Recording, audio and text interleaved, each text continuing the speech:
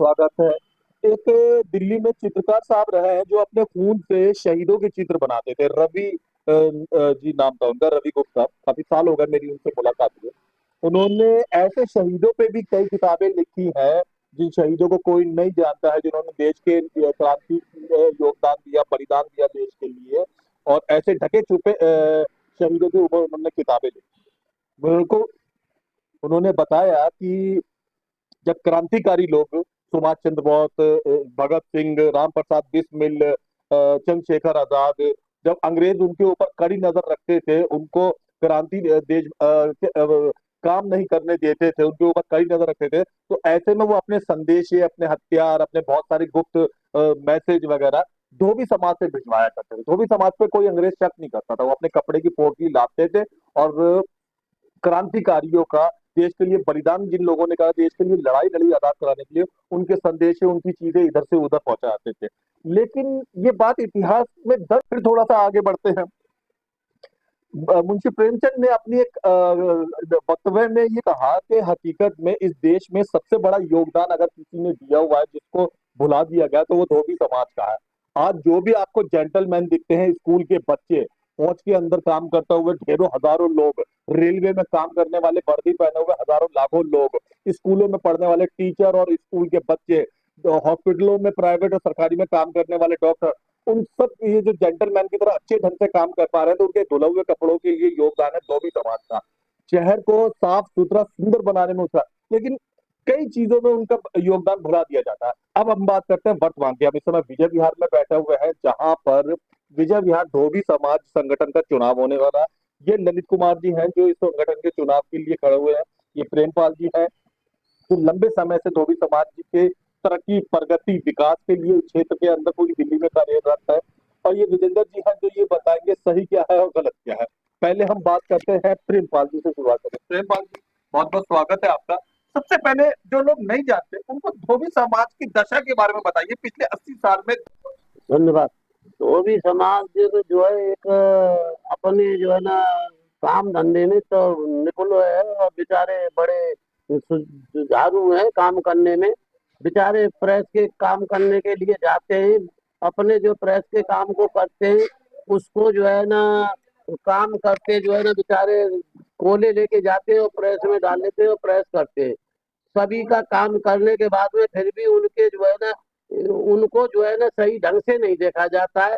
जबकि उनके कपड़े धुलाई करते हैं, उनकी प्रेस करते हैं, उनको बाबू बनाते हैं, अफसर बनाते हैं, लेकिन उनकी फिर भी जो है ना अंदर एंट्री जो है इस तरीका से निकाली जाती है जिस तरीका से जो है ना कि भाई धोबी को बाहर रखो। इसलिए हमने जो है सभी को ये जो है बताने की कोशिश कर रहे हैं कि हमारा धोबी समाज आगे जो बढ़ने की कोशिश करे, बच्चों की पढ़ाई की कोशिश करे। ये हम लोगों को पहले पढ़ने भी नहीं दिया करते थे कि सिर्फ ये प्रेस करने में ही रह जाए। धोबी समाज का एक ऐसा काम किया जाए। पहले हमारे रजिस्ट्रेशन पे लड़ाई होया करती थी, इसलिए हमने विजय विहार में ये समस्या सुलझाने के लिए कहा कि जो है ना भाई एक ऐसा करा जाए कि जो एक चुनाव से हो के जो कोई भी जो प्रधान बनेगा वो हमारी समस्याओं को सुनेगा। हमारी चाहे प्रेस की बात हो, चाहे हमारे सब्जी वालों की बात हो, हमको हम जो है ना वो प्रधान हमारी आवाज आगे उठा के ले जाएगा। चाहे पुलिस की बात हो, चाहे एमसीडी की बात हो, हमारा प्रधान जो है आगे बढ़ाएगा। शिक्षा की क्या स्थिति आज से 50 साल पहले, आज से 70 साल पहले जब देश आजाद नहीं हुआ, तो मैंने सुना धोबी समाज की शिक्षा स्थिति ठीक नहीं थी। अब देश आजाद हो गया, गली गली में स्कूल खुल गए, तो कैसी आज जो है ना पहले भी जो है ना हमको नहीं पढ़ने दिया जाता था, आज भी हम लोगों को परेशानियां आती हैं। इसीलिए तो हमें जो हमारे जो कुछ बच्चे जो पढ़ाई लिखाई में ठीक हैं, वो आगे बढ़ के जो प्रधान या कोई भी आगे बढ़ने की कोशिश कर रहा है। जो कि आज भी हमारे बच्चों को स्कूल में जब जाते हैं, क्योंकि हमारे जो है बेचारे जो गांव से या दिल्ली से आते हैं, कई जो समझ नहीं पाते, उनके पास पूरे डॉक्यूमेंट नहीं होते हैं, तो इसलिए हमारे बच्चों को एडमिशन नहीं करते।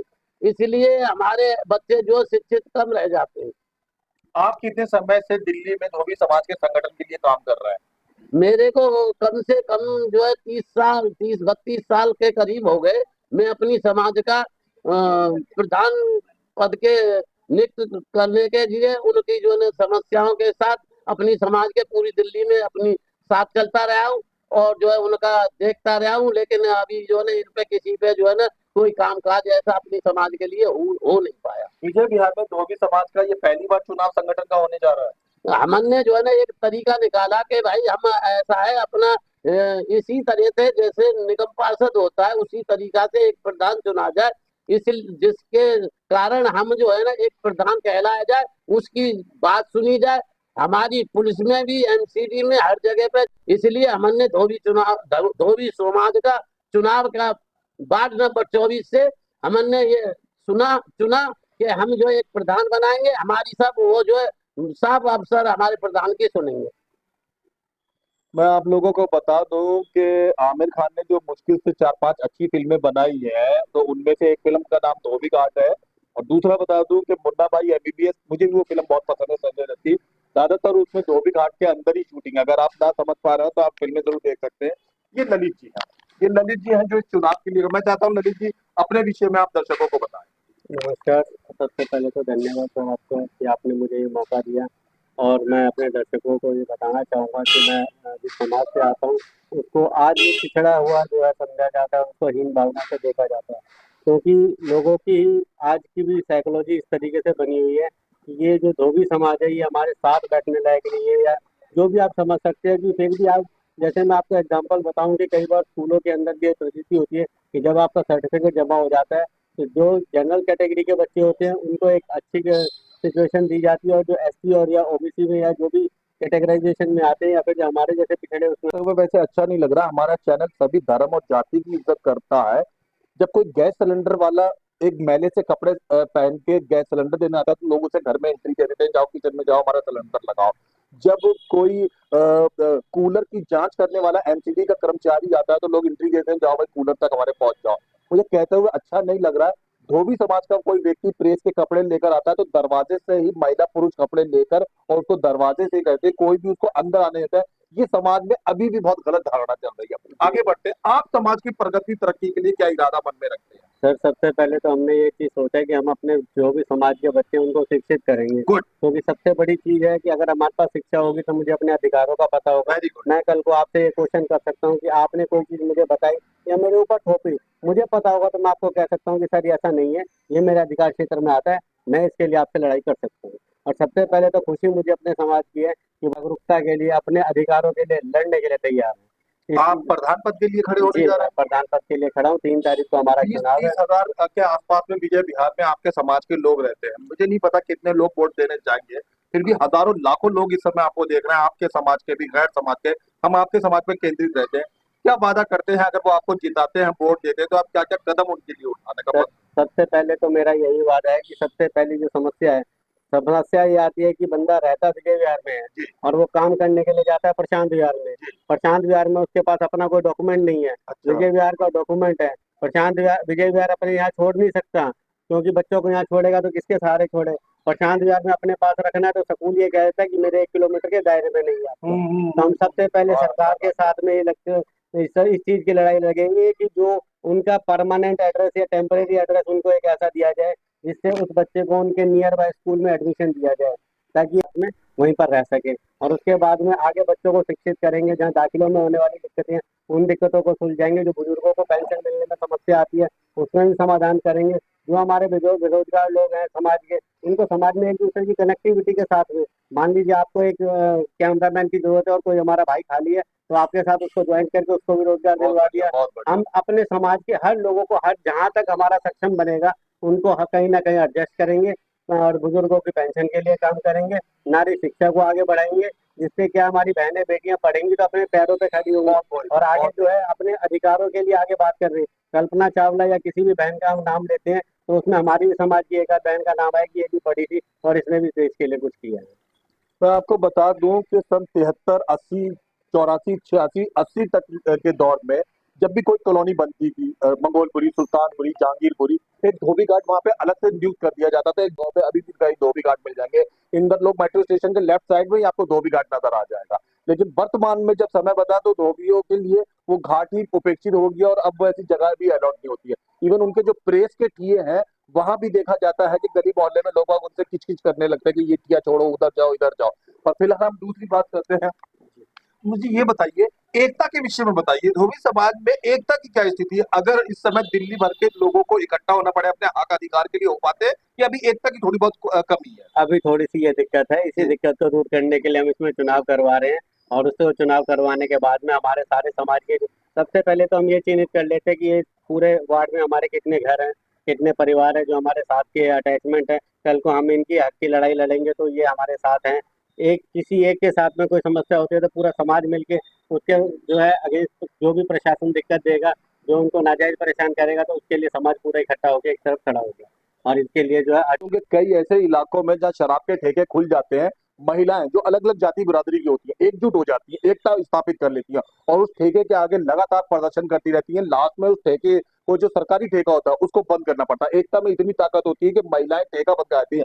अगर धोबी समाज के लोग भी एकत्रित होने लगे तो यकीन करिए, राजनीतिक, आर्थिक, शैक्षिक सारी तरक्की उनके हाथ में होगी। राजनीति की क्या स्थिति है? सर कितने लोग भाग लेते हैं विधायक बनने के लिए, एमपी बनने के लिए, या अभी कमी है? कमी है सर। अभी इसी चीज को हम लोग जो है कई बार आप हम अपना कंट्रीब्यूशन इसमें अपना कितना देते हैं, यानी हमारी जो भागीदारी है वार्ड में, ठीक है, उतनी हमारे को हिस्सेदारी भी मिले। हमारी सबसे पहली राय तो यही रहेगी कि हम जितना भी आपको वोट करते हैं या जो भी हमारा कंट्रीब्यूशन वार्ड में रहता है या प्रदेश में रहता है, जिस चीज का भी रहता है, तो जो भी जहाँ से उनको जो समस्याएं जो आती हैं या जो भी उनके लिए समाधान आता है या नाली से रिलेटेड है, जो भी प्रॉब्लम्स है, वो उतनी हिस्सेदारी हमारी कहाँ है। हमारा कोई, जैसे अभी अम्बेडकर हॉस्पिटल या किसी भी हॉस्पिटल का आप नाम लें, तो उसमें धोबी समाज के लोग कितने हैं? ठीक है, कहीं भी आप किसी भी महकमे की बात करें, समाज का कंट्रीब्यूशन कहाँ पर है? आप ओबीसी, एससी, जनरल कैटेगरी तो कर लेते हैं, बट हमारे जो हमारी भागीदारी है वो कहाँ है? तो मैं मेरा सरकार से भी ये दरखास्त रही। हर हॉस्पिटल के अंदर एक लॉन्ड्री डिपार्टमेंट होता है, जी जी जी वो सेवा सर्विस दी जी जाती है हॉस्पिटल। आप अम्बेडकर, संजय गांधी, किसी में जी तो वो लॉन्ड्री डिपार्टमेंट हॉस्पिटल की सारी चादरें, हॉस्पिटलों के कपड़े वपड़े होता है। जी। लेकिन वो लॉन्ड्री का जो डिपार्टमेंट है या वो लॉन्ड्री की जो सर्विस देने वाले हैं, वो असलियत में तो भी समाज के नहीं ही नहीं होते हैं, नहीं नहीं वो नहीं, तो गैर समाज के वो होते हैं। गैर समाज के होते हैं, वो जी। किसी और को तो ठेका दे दिया आपका हक जाता है, है एक तरीके तो से, उसी जो के लिए हम लोग लड़ाई समाज लड़ रहे बोला जाता है कि जी ये तो इनका काम है हैं। जी, और वो काम दूसरे काम करते हैं। दूसरा कर रहे हैं, तो हम उसी के लिए अकेले लड़ेंगे और वहां पर अपनी भागीदारी और अपनी हिस्सेदारी के लिए डिमांड करेंगे कि भाई मैं जो आपको बता दूं कि पुलिस डिपार्टमेंट में, आर्मी डिपार्टमेंट में, स्कूल के, सरकारी स्कूल डिपार्टमेंट में, हॉस्पिटलों के डिपार्टमेंट में और भी ऐसी जगह जहां कपड़े पहने जाते हैं, अगर वहां पर भी धोबी समाज के लोगों को भी एजेंसी को ऑर्डर दिया जाने लगे तो भी इनकी आर्थिक स्थिति में काफी सुधार आ जाएगा। जी। आपका चुनाव चिन्ह क्या है? सर मेरा चुनाव चिन्ह धनुष बाण है और 2 नंबर पर है। 3 तारीख को हमारा चुनाव है, Shri Ram Bhavan banquet hall, near sector 5 petrol pump, Vijay Shri Vihar Ram में। भवन की तरह लोकेशन सही से और बताइए। श्री राम भवन सेक्टर 5 पेट्रोल पंप, जो अपना ये क्या कहते हैं इसका, विजय विहार मुख्य का जो बहनों का पेट्रोल स्कूल पंप है, जो है। हाँ उसके ऑपोजिट साइड में है जी। जी जी, ये विजेंद्र जी है, इसी समाज से है। विजेंद्र जी, एक बात ईमानदारी से बताइएगा, आप उन लोगों की ईमानदारी से गाड़ी ठीक करते हैं, अब समाज को ठीक करने की बारी आती है, ललित कुमार को वोट क्यों दिया जाए? सर ललित जो है कि एजुकेटेड मतलब लड़का है, पढ़ा लिखा है, और ये अपनी जिम्मेदारी को समझेगा। आने वाले टाइम में अगर ये जीतता है तो ये समाज के लिए सुधार करने का प्रयास करेगा, इतना हमारा उसमें भरोसा है। इसलिए हमने ललित के लिए चुना। और बाकी हम भी मतलब चाहते हैं कि ललित ही जीते। क्या चुनाव चिन्ह है ललित जी का? ललित कुमार का चुनाव चिन्ह है धनुष बाण। कौन सी तारीख को इनका चुनाव है? 3 अगस्त को है चुनाव जी। जी। और ये श्री राम भवन है, नियर पेट्रोल पंप, विजय विहार विश्राम चौक के पास में। कौन तो कौन लोग इन्हें 3 अगस्त को वोट डाल सकते हैं? सर 3 अगस्त को बहुत लोग वोट डालेंगे, बहुत मतलब अच्छे वोटों में विजयी होंगे।